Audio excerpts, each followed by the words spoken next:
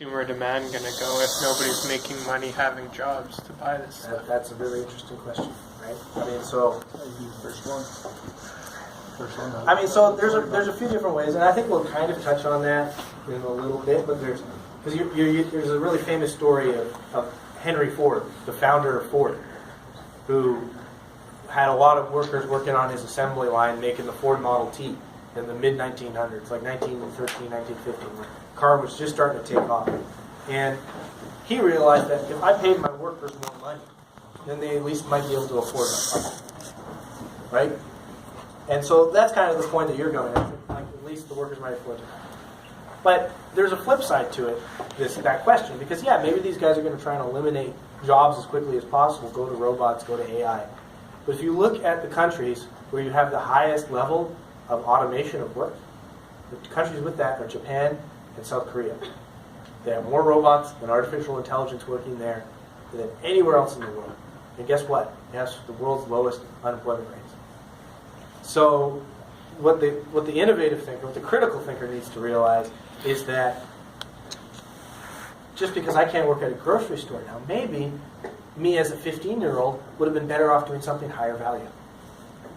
Right? It's essentially we're taking menial tasks and giving them away to someone who can't do it. Right? So, but the challenge is, and what's really going to disrupt society, and which capitalism is going to take and accelerate to the greatest extent possible, is how fast this happens.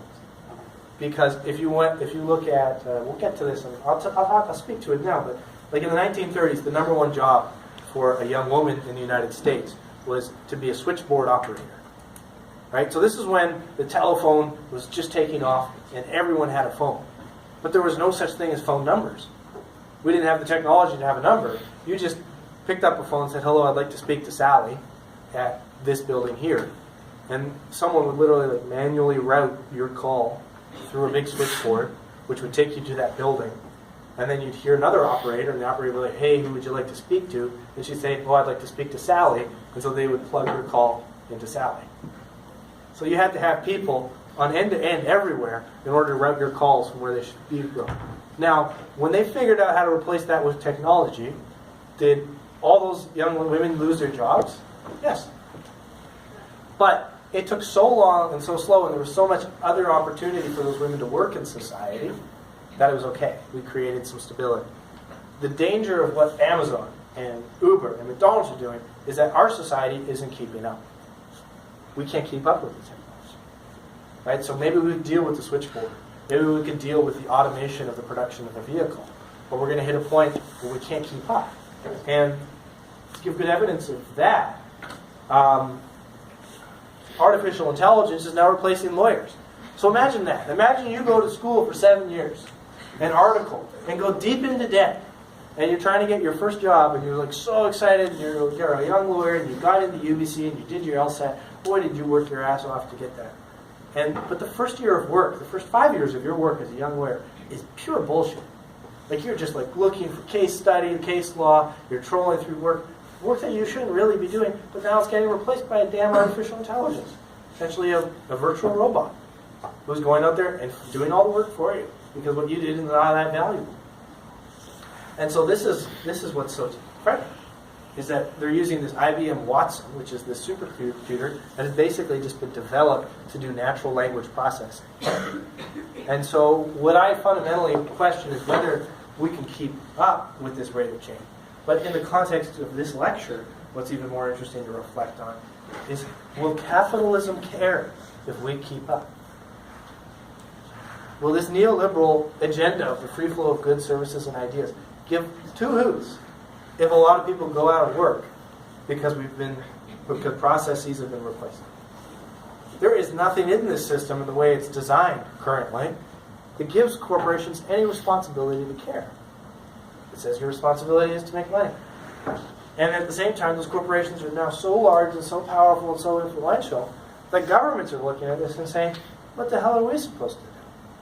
Retrain people for their jobs? Like that's the one that I love, is when people talk about retraining. Right? Like we're going to take a bunch of factory workers who spent 30 years working on a factory line and now in their 50s, and we're going to retrain them for the new economy. What are we going to teach them to do? Like code? What are we going to retrain them to do? And so that's the real risk that we're facing here. That's the real risk of instability. That's where this economic integration, this process of globalization, is just going to carry on and almost become indifferent to our suffering, indifferent to our joblessness, indifferent to human well-being. So I talked about switchboard, so I won't dwell on it, but like that gives you a visual of how it actually worked. How crazy is that? Less than 100 years ago, that was the number one source of employment for a young woman in the United States. Routing calls because we had no phone numbers. And now here we are. And what's really scary about Watson is not so much, oh, is it going to replace that poor lawyer? What I'm scared about with Watson is, what does it do to a call center in India? So the outsourcing of work to India, to the Philippines, to create labor, to rise up those societies, to create this global prosperity that I've been talking about, is now under threat in really crazy ways. Like Watson alone is targeted to, it could eliminate within 5 years 3 to 5 million jobs in the call center industry. Because it does a better job of handling user requests and answering phones and helping you with your bullshit Rogers bill or whatever it is doing than these poor people here. And so what are they going to do? What are they going to end up doing? What are we going to retrain them to do? And so innovative societies, there's companies saying, well, what we need to train these people to do is rather than just handle things that Watson can do, they need to handle more complex tasks. We have to move them up the value chain. Instead of just helping me with my Rogers bill, they need to provide me advice on how to better use my Rogers account. Something that the robot can't yet do. Right? But it's going to be one hell of a struggle to rush through this process, to retrain people, to get them participating. And so here's some other people that I'm really frightened of. And that is truck drivers in the United States. So there's 1.8 million people employed as a truck driver in the United States right now. And there are about 20 different startups and companies, from Mercedes to Uber to Tesla to whoever, who are doing everything they can to figure out how to put these guys out of work. Now, do you think these guys voted for Trump or Clinton? Right? You want to see the number one occupation in each state in the United States?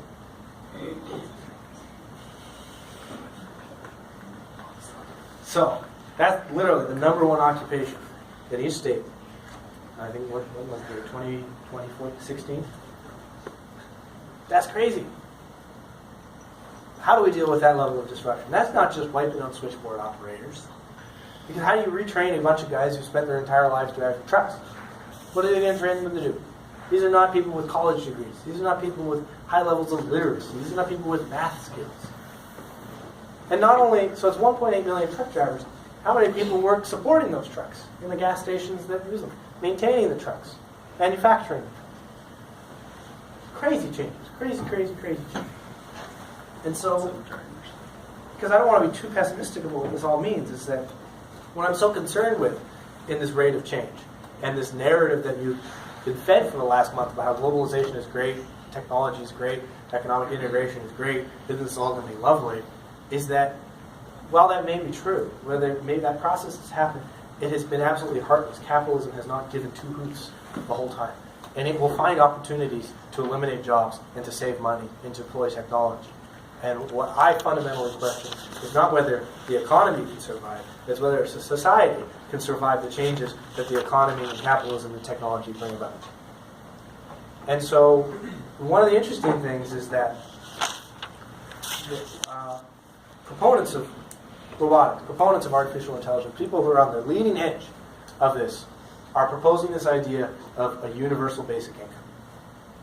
And they are saying that the speed of change and disruption in our society is so advanced and so rapid and so dramatic that if we don't figure out a way to get everybody at least a little bit of money, we're going to end up with a lot of pissed off unemployed truck drivers. And the worst thing for a stable society is pissed off unemployed people. And so the idea of a guaranteed basic income, or a universal minimum income, is that regardless of who you are, that me or you or the janitor here or the president of this university would all get $1,000 a month from the government. And that $1,000 a month should be enough for you at least to feed yourself and house yourself. And if you want to work on top of that, that's great. If you can't work on top of it, then that's life too. If you want to just fall through the cracks and do nothing, you want to go be an artist, you want to go be a drug addict, whatever. You can go and do whatever you want with it.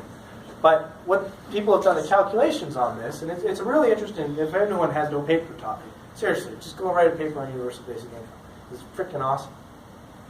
And what they're really trying to argue is that the cost of government delivering all these services to us today, whether it's welfare or health care or child tax benefit credits or 100 different things, is so high that you can actually eliminate most of government benefits and taxation and just give everybody in this room the same amount of money and say, go and live your life the way you see fit.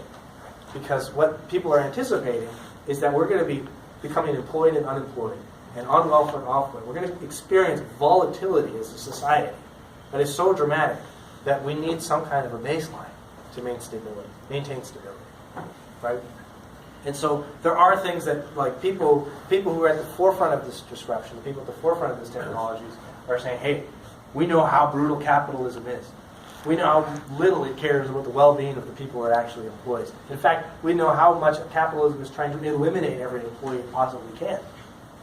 So we better do something, because we have actually, maybe these people are a little more enlightened than Milton Friedman. Maybe they realize that their responsibility is a little greater than to simply make profit.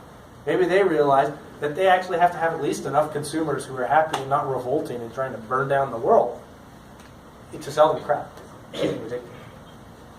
So, I mean, really what we've done, I think, today is said that we've been fed one narrative for the first half of this course, and now we're going to poke holes in it. And this is the process of looking at the other side of that coin.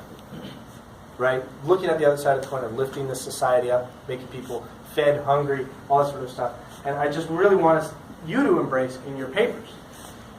You can see that we have very deliberately designed those papers to say, look at both sides of the coin. And don't be afraid of that. Don't question your own bias, right? I know people are writing on raw log exports, and there's a lot of people in forestry who just think that this is a universally bad thing. Raw log exports should not be happening from British Columbia. Force yourself to consider why they maybe should. Right? Or there's people writing on veganism, and they're saying veganism is a wonderful thing, and if we all went vegan, this would be great for the society. Force yourself to consider why it might be a good thing. Look at the other side of the coin. Because the interesting thing is that everything I told you last week, or the week, not last week, but 2 weeks ago, and then the first lecture, was true. But this is all true too. And they almost seem like they can't coexist, but they do. And so that's why, if I go back to my very first slide, it was that the music is the space between the notes, right? Both of these things are true, and they're not contradictory. They're just shades of gray. And so I want to end this lecture with a quote from Winston Churchill, right? And so he was a great leader, a great thinker. And I only quote white men. I don't know if any of you have noticed that yet, but every quote is from a white male. Democracy is the worst form of government except for all others. Right? So he's essentially saying democracy is a bunch of shit. Show me something that works better.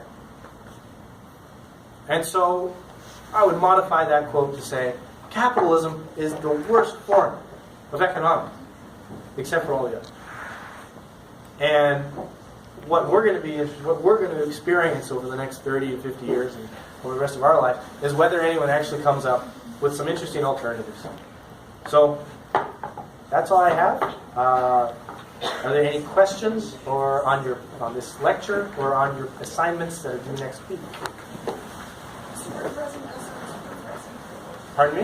What? Nothing? Okay. All right. Thanks, everyone. See you next week.